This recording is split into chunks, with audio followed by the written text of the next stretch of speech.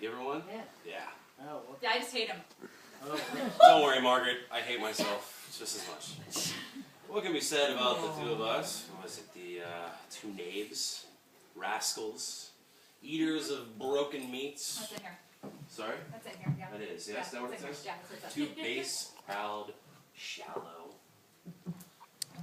beggarly, filthy, worsted, stocking knaves, proud, Yeah. shallow, eaters of broken meats. Yep. At least one of us is a single trunk inheriting slave. And I wanted to get bought in the way of good service. Art nothing but the composition of two knaves. I'd say a rascal, again, and at least the son and daughter heir, an absolute mongrel bitch, wouldn't you say? Mom was tough on her sister. Read him a poem. Good evening. You're only going to get a taste. Just a taste. This is the intro to the gas pumps below. She always stank of gasoline when he first noticed her. The poor girl's eau de toilette, he supposed. A gash of perpetual grease smeared across her still unfurrowed forehead. Her eyes still turned blue at the slightest provocation. A real crystalline blue that belied the truck stops and hydraulic lifts she was raised in and under. They got to talking, as he was wont to do. He played guitar, and Lord of mercy, she were smitten. His wolfish grin drew her in, and the blue-sainted smoke curling out his too thin lips ripped her teenage heart asunder. His hand lazily, eventually traveled up her moon-pale thigh. Was there any other way this was ever going to end?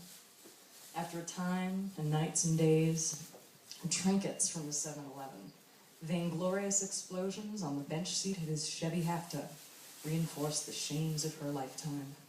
Dark and fumbling and foul-breathed blind, he was petty. He did nothing in return.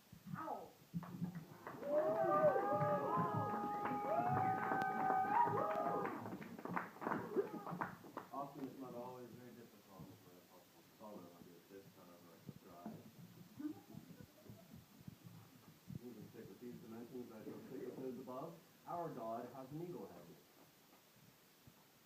Yeah. His name is the Grand. Wondering about the town. I think that for a little fun with him, as you and I, at least two members of the audience, were for Nope. A single leg once cracked the white and grew out into the ethersphere and came to odd, strangly, gangly places like the Midway Hotel. I mean, maybe we are laid from the tail end of Abraxas, who knows? He's got a snake for a butt. But Abraxas, he staves his mood, he plays his saxophone in a tame and scaly John Coltrane refrain. He parallaxes this duality with a note from where I have been to where I may go. From here on, a brass sax plays his saxophone, relaxes his throat. That was a big joke for Kevin Bill. To coax notes out in a slow tone, melodious melodrama to make synthesis. Abraxas expounds upon a brass saxophone with notes hung stark, the air of negative sky space of white sky, black stars, and a slated moon. Abraxas plays a brass saxophone and moans an abracadabra abacus. He counts his toes, tally the tacks across rods. Abraxas smacks his beaks together and blows deeper. Gillespiean style, while all the feathers flutter from his head to quill the dirt with incantations.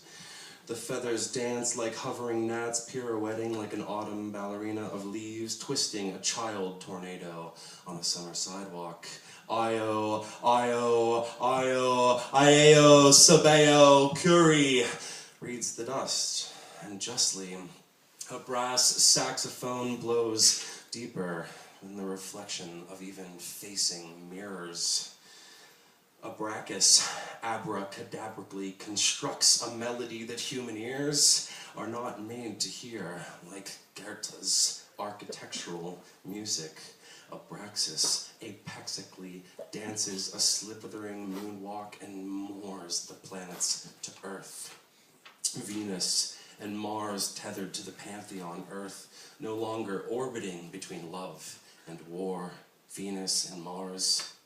Abraxas plays his brass saxophone orpheusly and tames the conflict within me. A cobra hisses from behind his back, a rattle scatters like the pills skitter across the tiled floor from the last second moans and peace, or I've changed my mind. Abraxas blows his saxophone, and a beat last hiss without lips cause in the skylight. The pillars fall to his Ouroboros shoes, and Abraxas, now with cigarette in beak, moans a melismatic, perfectly poised, beautifully poetic cock-a-doodle-doo! Ow! As the sun rises around us all in an unashamed world.